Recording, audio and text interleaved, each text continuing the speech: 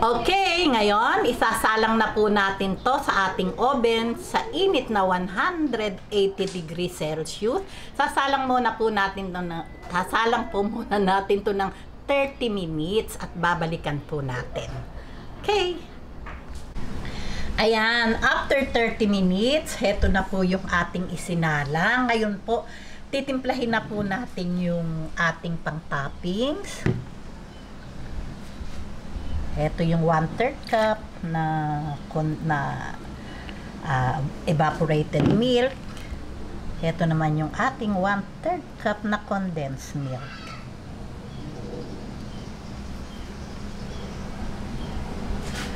Yan, haluin lang po natin. Ayan, okay na po itong ating pang-toppings. Napag-mix na po natin. Ngayon, ilagay na po natin sa ating cassava cake.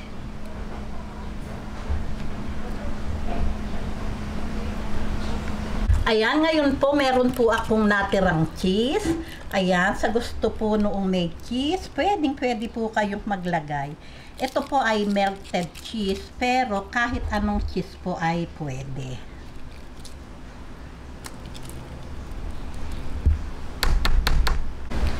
Okay, ngayon, ibalik na po natin to sa ating oven at ibe-bake na po natin to hanggang mag-golden brown yung ibabaw.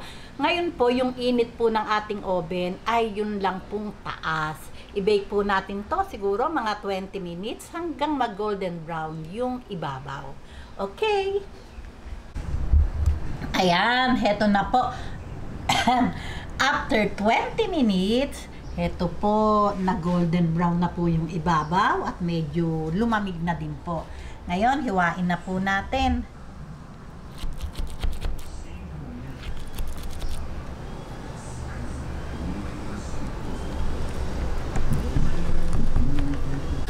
Ayan, heto na po at talaga namang napakasarap ng ating cassava cake na ang gamit ay cassava flour. O di po ba, mas pinadali. Hindi na tayo nag-gad-gad pa o nag-blender ng cassava. O di ba, talaga naman pong itsura pa lang, talaga namang napakasarap.